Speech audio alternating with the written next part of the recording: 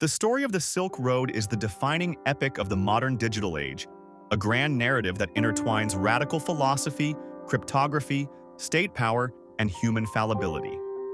To truly grasp its scale, one must look beyond the tabloid headlines of drug trafficking and examine it as a sociological and technological turning point, an ambitious, flawed attempt to build an alternate human society outside the walls of the state.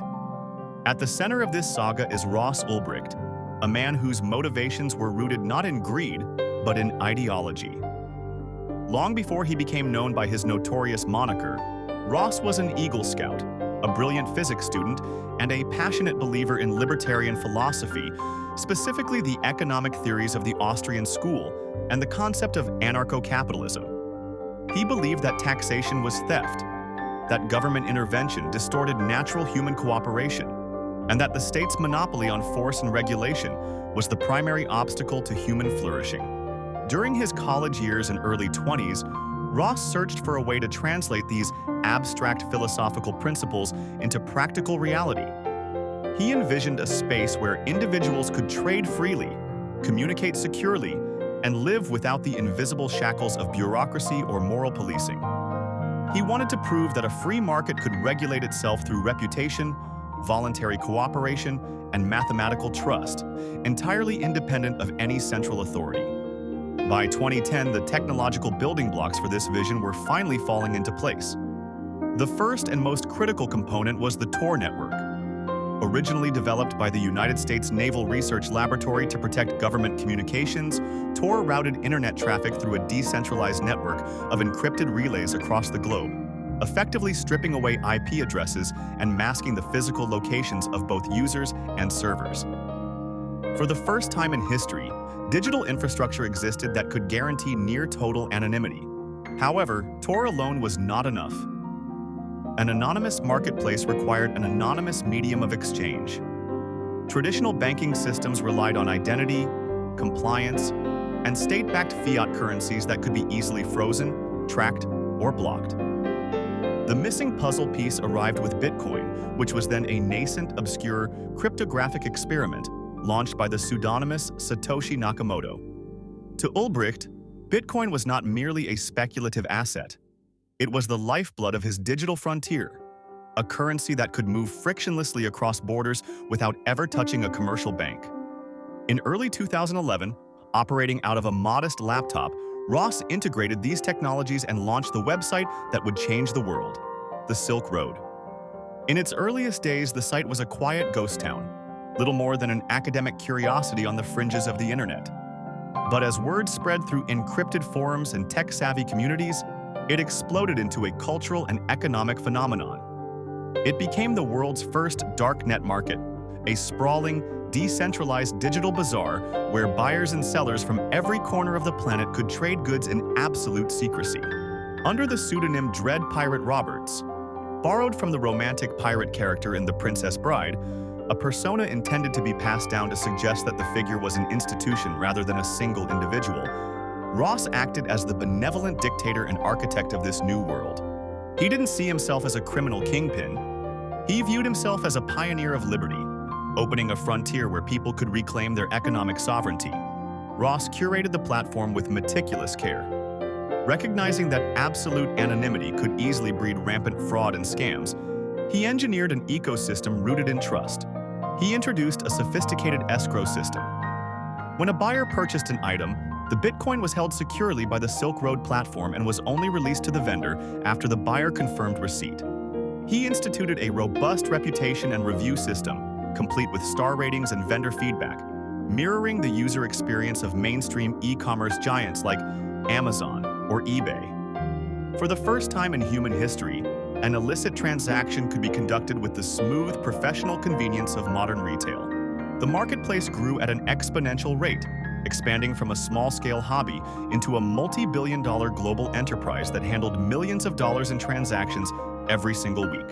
Yet, as the Silk Road ballooned in size and revenue, the inherent contradictions of Ulbricht's utopian vision began to tear at the seams of the project. Ross had set out to build a platform free of coercion and violence, a peaceful market for consenting adults. But by opening the floodgates to absolute anonymity and zero regulation, the platform inevitably attracted the darkest elements of the human underworld. Alongside illicit substances, the site became a clearinghouse for forged documents, hacking tools, and prohibited goods. As the money piled up into hundreds of millions of dollars, the attention of global law enforcement shifted from a localized annoyance to an absolute existential priority. The United States government, realizing that a multi-billion-dollar underground economy was operating entirely outside its tax collection and regulatory purview, mobilized its most powerful agencies. The FBI, the DEA, the Department of Homeland Security, and the IRS formed a joint task force to hunt down the entity operating behind the mask of Dread Pirate Roberts. The investigation quickly turned into an unprecedented, high-stakes game of cyber espionage. Federal agents found themselves fighting an enemy with no physical headquarters, no corporate structure, no paper trail, and no centralized servers to raid. The Silk Road's infrastructure was shielded by Tor, its financial trails were obfuscated by Bitcoin mixers, and its administrator was entirely hidden behind a cinematic pseudonym. Agents spent millions of dollars, deployed undercover operatives to infiltrate the site's internal forums, and ran complex technical stings, but for years, they were simply chasing ghosts. Inside his operation, the pressure began to warp Ross Ulbricht. The idealistic young man who wanted to liberate humanity was slowly being consumed by the monstrous machinery he had built. Living in plain sight in San Francisco, sharing apartments with roommates, and hanging out in local coffee shops, Ross carried the crushing weight of a global empire entirely on his own shoulders. He was the sole administrator, customer support agent, and financial arbiter. As threats to his anonymity multiplied, including extortion attempts from blackmailers and internal disputes, the Dread Pirate Roberts persona grew increasingly cold and pragmatic. Court documents would later allege that Ulbricht went so far as to commission contract killings to protect the security of the enterprise. Though these charges were ultimately never prosecuted as part of his formal trial, they painted a dark picture of an idealist corrupted by the very power he sought to wield. Despite the immense resources of federal law enforcement, the eventual downfall of the Silk Road did not come because the encryption was cracked. The Tor network held firm. The Bitcoin blockchain remained immutable. The servers, hosted internationally, were not brought down by a brute force cyber attack. The collapse happened because of human error.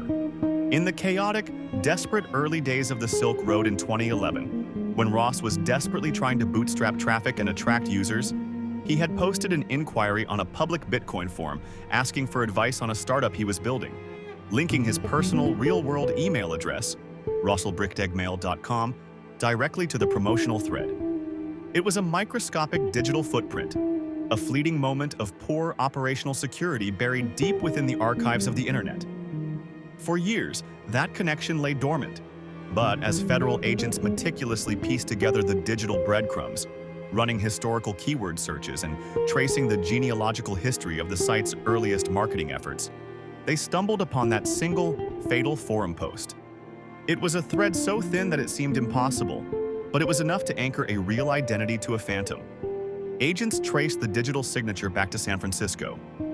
They began monitoring Ross's daily routines, mapping his habits, and realizing with mounting astonishment that the dreaded mastermind of the world's largest darknet empire was just a guy who liked to write code in public spaces.